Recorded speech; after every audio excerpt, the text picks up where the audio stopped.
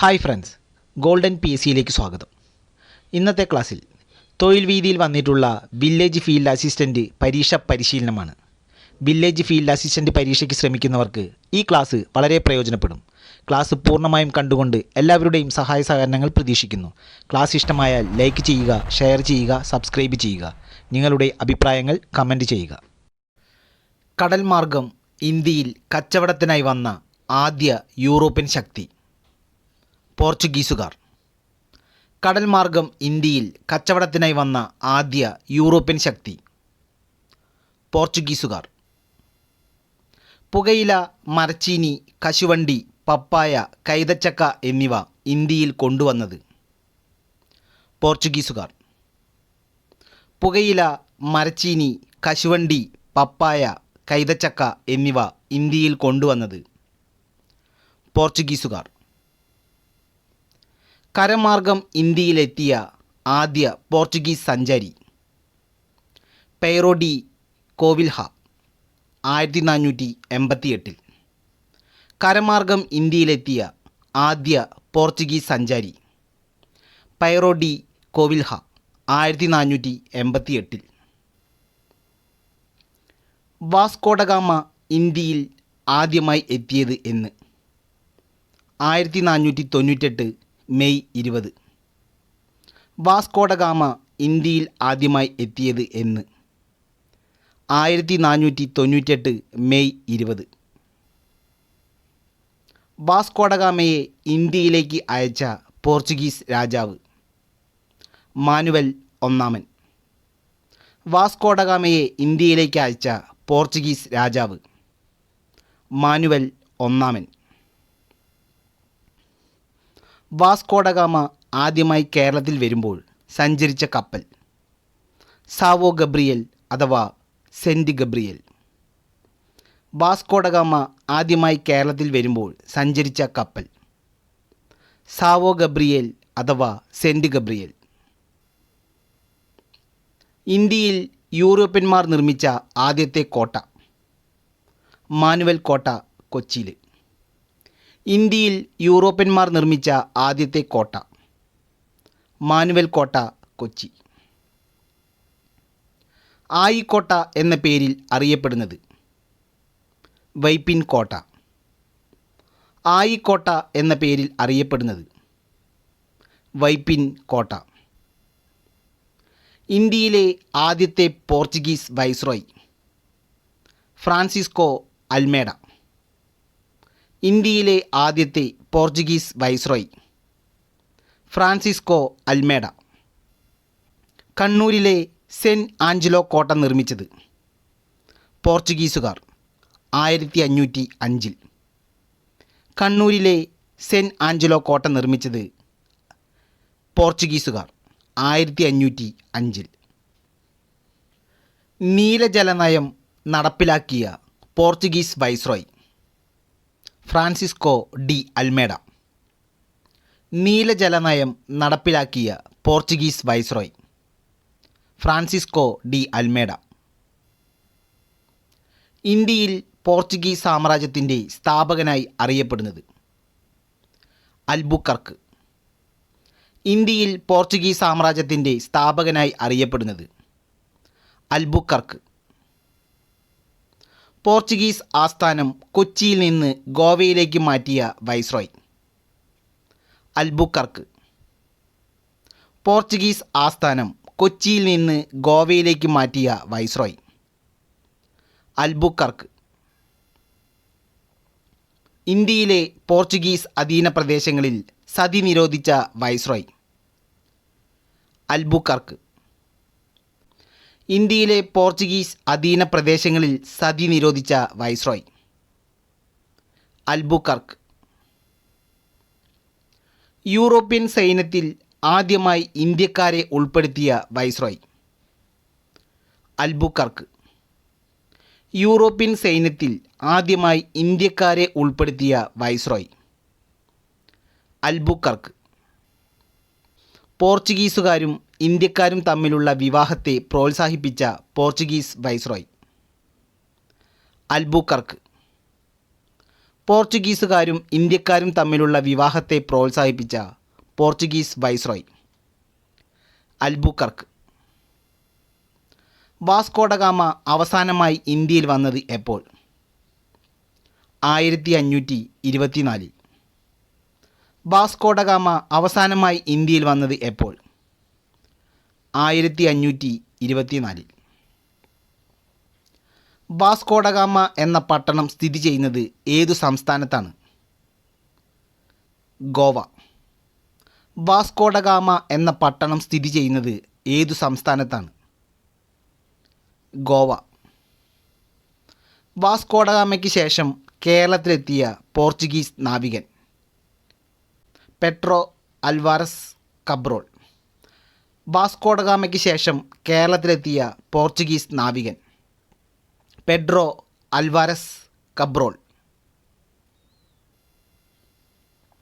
കൊച്ചിയിൽ പണ്ടകശാല സ്ഥാപിച്ച പോർച്ചുഗീസ് നാവികൻ? Pedro Alvares Cabral. കൊച്ചിയിൽ പണ്ടകശാല സ്ഥാപിച്ച പോർച്ചുഗീസ് നാവികൻ? Pedro Alvares Cabral. ബ്രസീൽ കണ്ടെത്തിയ നാവികൻ എന്നറിയപ്പെടുന്നത്? Petro Alvares Cabral. ബ്രസീൽ കണ്ടെത്തിയ നാവികൻ എന്നറിയപ്പെടുന്നത്? Petro Alvares Cabral. 1540 പൊന്നാനി സന്ധി ഒപ്പുവച്ചത് ആരൊക്കെ തമ്മിലായിരുന്നു? പോർച്ചുഗീസുകാരും സാമൂതിരിയും. 1540 പൊന്നാനി സന്ധി ഒപ്പുവച്ചത് ആരൊക്കെ തമ്മിലായിരുന്നു? പോർച്ചുഗീസുകാരും സാമൂതിരിയും. പോർച്ചുഗീസുകാർ ഇന്ത്യയിൽ പ്രചരിപ്പിച്ച കലാരൂപം? ചവിട്ടുനാടകം. പോർച്ചുഗീസുകാർ ഇന്ത്യയിൽ പ്രചരിപ്പിച്ച കലാരൂപം? ചവിട്ടുനാടകം.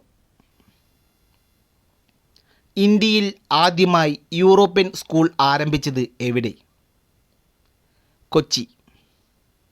ഇന്ത്യയിൽ ആദ്യമായി യൂറോപ്യൻ സ്കൂൾ ആരംഭിച്ചത് എവിടെ? കൊച്ചിയിൽ.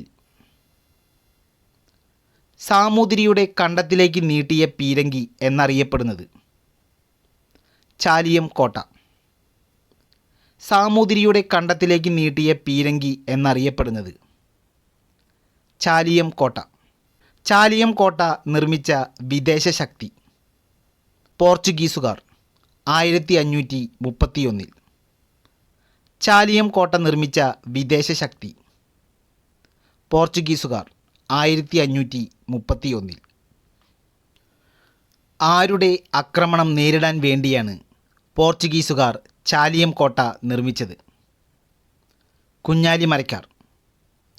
ആരുടെ ആക്രമണം നേരിടാൻ വേണ്ടിയാണ് പോർച്ചുഗീസുകാർ ചാലിയം കോട്ട നിർമ്മിച്ചത്? കുഞ്ഞാലിമരയ്ക്കാർ. ചാലിയം കോട്ട നിർമ്മിച്ച പോർച്ചുഗീസ് വൈസ്രോയ്? നുനോ ഡ കുൻഹ. ചാലിയം കോട്ട നിർമ്മിച്ച പോർച്ചുഗീസ് വൈസ്രോയ്? നുനോ ഡ കുൻഹ. ഇന്ത്യൻ മഹാസമുദ്രത്തിലെ അധിപൻ എന്നറിയപ്പെടുന്നത്? വാസ്കോഡഗാമ. ഇന്ത്യൻ മഹാസമുദ്രത്തിലെ അധിപൻ എന്നറിയപ്പെടുന്നത്? വാസ്കോഡഗാമ. അറബിക്കടലിൻ്റെ അധിപൻ, കപ്പലോട്ടത്തിലെ രാജകുമാരൻ, മലബാർ മുസ്ലിമുകളുടെ രാജാവ് എന്നിങ്ങനെ അറിയപ്പെട്ടിരുന്നത്? കുഞ്ഞാലിമരയ്ക്കാർ. അറബിക്കടലിൻ്റെ അധിപൻ, കപ്പലോട്ടത്തിലെ രാജകുമാരൻ, മലബാർ മുസ്ലിമുകളുടെ രാജാവ് എന്നിങ്ങനെ അറിയപ്പെട്ടിരുന്നത്? കുഞ്ഞാലിമരയ്ക്കാർ. കുഞ്ഞാലിമരയ്ക്കാർ നാലാമനെ പോർച്ചുഗീസുകാർ വധിച്ചത് എവിടെ വച്ചാണ്? ഗോവ. കുഞ്ഞാലിമരയ്ക്കാർ നാലാമനെ പോർച്ചുഗീസുകാർ വധിച്ചത് എവിടെ വച്ചാണ്? ഗോവ. കൊച്ചിയിലെ ഡച്ച് കൊട്ടാരം പണി കഴിപ്പിച്ചത്, അതായത് മട്ടാഞ്ചേരി കൊട്ടാരം, പോർച്ചുഗീസുകാർ. കൊച്ചിയിലെ ഡച്ച് കൊട്ടാരം പണി കഴിപ്പിച്ചത്? പോർച്ചുഗീസുകാർ. മട്ടാഞ്ചേരി കൊട്ടാരം 1663 പുതുക്കിപ്പണിതത്? ഡച്ചുകാർ. മട്ടാഞ്ചേരി കൊട്ടാരം 1663 പുതുക്കിപ്പണിതത്? ഡച്ചുകാർ. കേരളത്തിലെത്തിയ രണ്ടാമത്തെ യൂറോപ്യൻ ശക്തികൾ? ഡച്ചുകാർ അഥവാ നെതർലൻഡ്സ്. കേരളത്തിലെത്തിയ രണ്ടാമത്തെ യൂറോപ്യൻ ശക്തികൾ? ഡച്ചുകാർ അഥവാ നെതർലൻഡ്സ്. കേരളത്തിൽ ഡച്ചുകാരുടെ പ്രധാന വാണിജ്യ കേന്ദ്രങ്ങൾ? കൊല്ലം, കോഴിക്കോട്. കേരളത്തിൽ ഡച്ചുകാരുടെ പ്രധാന വാണിജ്യ കേന്ദ്രങ്ങൾ? കൊല്ലം, കോഴിക്കോട്. കൊച്ചിയിലെ ബോൾഗാട്ടി പാലസ്, ഗുരുവായൂരിലെ ചേറ്റുവ കോട്ട എന്നിവ നിർമ്മിച്ചത്? ഡച്ചുകാർ. കൊച്ചിയിലെ ബോൾഗാട്ടി പാലസ്, ഗുരുവായൂരിലെ ചേറ്റുവ കോട്ട എന്നിവ നിർമ്മിച്ചത്? ഡച്ചുകാർ. കേരളത്തിൽ എത്തിയ ആദ്യത്തെ Dutch admiral? Stephen wander Hagen. കേരളത്തിൽ എത്തിയ ആദ്യത്തെ Dutch admiral? Stephen wander Hagen. Stephen wander Hagen ഇന്ത്യയിൽ ആദ്യമായി എത്തിയ സ്ഥലം? കോഴിക്കോട്. സ്റ്റീഫൻ വാണ്ടർ ഹേഗൻ ഇന്ത്യയിൽ ആദ്യമായി എത്തിയ സ്ഥലം? കോഴിക്കോട്. ഇന്ത്യ ചരിത്രത്തിൽ ഡച്ചുകാരുടെ ഏറ്റവും വലിയ സംഭാവനയായി കണക്കാക്കുന്നത്? Hortus Malabaricus. ഇന്ത്യൻ ചരിത്രത്തിൽ ഡച്ചുകാരുടെ ഏറ്റവും വലിയ സംഭാവനയായി കണക്കാക്കുന്നത്? Hortus Malabaricus. കേരളത്തിലെ സസ്യസമ്പത്തിനെക്കുറിച്ച് രചിക്കപ്പെട്ട ആദ്യത്തെ സമഗ്ര ഗ്രന്ഥം? Hortus Malabaricus. കേരളത്തിലെ സസ്യസമ്പത്തിനെക്കുറിച്ച് രചിക്കപ്പെട്ട ആദ്യത്തെ സമഗ്ര ഗ്രന്ഥം? Hortus Malabaricus. ഹോർത്തൂസ് മലബാറിക്കസ് എന്ന പേരിൻ്റെ അർത്ഥം? മലബാറിൻ്റെ പൂന്തോട്ടം. ഹോർത്തൂസ് മലബാറിക്കസ് എന്ന പേരിൻ്റെ അർത്ഥം? മലബാറിൻ്റെ പൂന്തോട്ടം. കേരളരാമം എന്ന പേരിൽ അറിയപ്പെടുന്ന ഗ്രന്ഥം? Hortus Malabaricus. കേരളരാമം എന്ന പേരിൽ അറിയപ്പെടുന്ന ഗ്രന്ഥം? Hortus Malabaricus. മലയാള ലിപികൾ ആദ്യമായി ചിത്രമായി അച്ചടിക്കപ്പെട്ടത് ഏത് ഗ്രന്ഥത്തിലാണ്? Hortus Malabaricus. മലയാള ലിപികൾ ആദ്യമായി ചിത്രമായി അച്ചടിക്കപ്പെട്ടത് ഏത് ഗ്രന്ഥത്തിലാണ്? Hortus Malabaricus. 1678 മുതൽ 1703 വരെ നെതർലാൻഡ്സിലെ ആംസ്റ്റർഡാമിൽ നിന്ന് എത്ര വാല്യങ്ങളിലായാണ് ഹോർത്തൂസ് മലബാറിക്കസ് പുറത്തിറക്കിയത്? 12. 1678 മുതൽ 1703 വരെ നെതർലാൻഡ്സിലെ ആംസ്റ്റർഡാമിൽ നിന്ന് എത്ര വാല്യങ്ങളിലായാണ് ഹോർത്തൂസ് മലബാറിക്കസ് പുറത്തിറങ്ങിയത്? 12. ഹോർത്തൂസ് മലബാറിക്കസ് എഴുതിയത് ഏതു ഭാഷയിലാണ്? ലാറ്റിൻ. ഹോർത്തൂസ് മലബാറിക്കസ് എഴുതിയത് ഏതു ഭാഷയിലാണ്? ലാറ്റിൻ. ഹോർത്തൂസ് മലബാറിക്കസിൽ പ്രതിപാദിച്ചിട്ടുള്ള ആദ്യത്തെ വൃക്ഷം? തെങ്ങ്. ഹോർത്തൂസ് മലബാറിക്കസിൽ പ്രതിപാദിച്ചിട്ടുള്ള ആദ്യത്തെ വൃക്ഷം? തെങ്ങ്. ഹോർത്തൂസ് മലബാറിക്കസിൽ പ്രതിപാദിച്ചിരിക്കുന്ന അവസാനത്തെ വൃക്ഷം? ആൽ. ഹോർത്തൂസ് മലബാറിക്കസിൽ പ്രതിപാദിച്ചിരിക്കുന്ന അവസാനത്തെ വൃക്ഷം? ആൽ. ഹോർത്തൂസ് മലബാറിക്കസിൻ്റെ രചനയിൽ സഹായിച്ച മലയാളി വൈദ്യൻ? ഇട്ടി അച്യുതൻ. ഹോർത്തൂസ് മലബാറിക്കസിൻ്റെ രചനയിൽ സഹായിച്ച മലയാളി വൈദ്യൻ?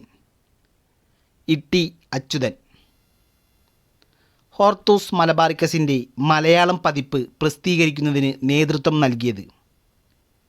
കേരള സർവകലാശാല 2008. ഹോർത്തൂസ് മലബാറിക്കസിൻ്റെ മലയാളം പതിപ്പ് പ്രസിദ്ധീകരിക്കുന്നതിന് നേതൃത്വം നൽകിയത്?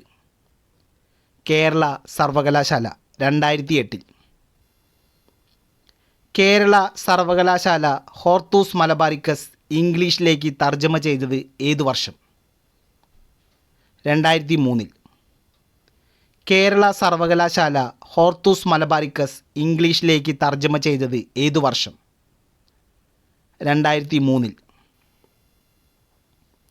ഹോർത്തൂസ് മലബാറിക്കസ് ഇംഗ്ലീഷിലേക്കും മലയാളത്തിലേക്കും തർജ്ജമ ചെയ്യുന്നതിന് നേതൃത്വം നൽകിയത് doctor KS Manilal. Hortus Malabaricus ഇംഗ്ലീഷിലേക്കും മലയാളത്തിലേക്കും തർജ്ജമ ചെയ്യുന്നതിന് നേതൃത്വം നൽകിയത് ഡോക്ടർ KS മണിലാൽ. ഇന്ത്യയിൽ ഡച്ചുകാരുടെ പതനത്തിന് കാരണം കുളച്ചൽ യുദ്ധം 1741. ഇന്ത്യയിൽ ഡച്ചുകാരുടെ പതനത്തിന് കാരണം കുളച്ചൽ യുദ്ധം 1741. കുളച്ചൽ യുദ്ധത്തിൽ മാർത്താണ്ഡവർമ്മയോട് പരാജയപ്പെട്ട ഡച്ച് സൈന്യാധിപൻ ഡിലനോയ്. കുളച്ചൽ യുദ്ധത്തിൽ മാർത്താണ്ഡവർമ്മയോട് പരാജയപ്പെട്ട ഡച്ച് സൈന്യാധിപൻ ഡിലനോയ്. പറങ്കികൾ എന്ന പേരിൽ അറിയപ്പെട്ടിരുന്നത് പോർച്ചുഗീസുകാർ. പറങ്കികൾ എന്ന പേരിൽ അറിയപ്പെട്ടിരുന്നത് പോർച്ചുഗീസുകാർ.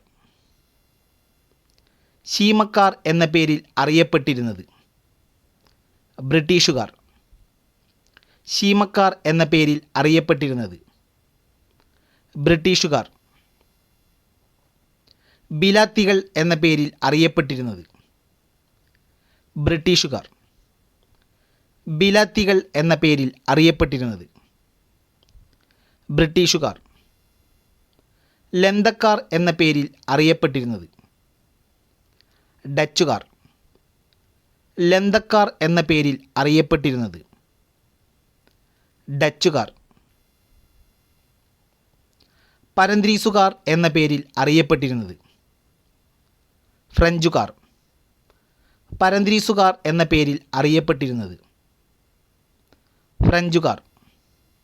വാസ്കോഡഗാമ ഇന്ത്യയിലെ പോർച്ചുഗീസ് വൈസ്രോയ് ആയത് ഏതു വർഷം? 1524. വാസ്കോഡഗാമ ഇന്ത്യയിലെ പോർച്ചുഗീസ് വൈസ്രോയ് ആയത് ഏതു വർഷം? 1524. ഹായ് ഫ്രണ്ട്സ്, ഈ ക്ലാസ് ഇവിടെ അവസാനിക്കുകയാണ്. ക്ലാസ് എല്ലാവർക്കും ഇഷ്ടമായെന്ന് വിചാരിക്കുന്നു. ക്ലാസ് ഇഷ്ടമായാൽ ലൈക്ക് ചെയ്യുക, ഷെയർ ചെയ്യുക, സബ്സ്ക്രൈബ് ചെയ്യുക. നിങ്ങളുടെ അഭിപ്രായങ്ങൾ കമൻറ്റ് ചെയ്യുക. നന്ദി, നമസ്കാരം.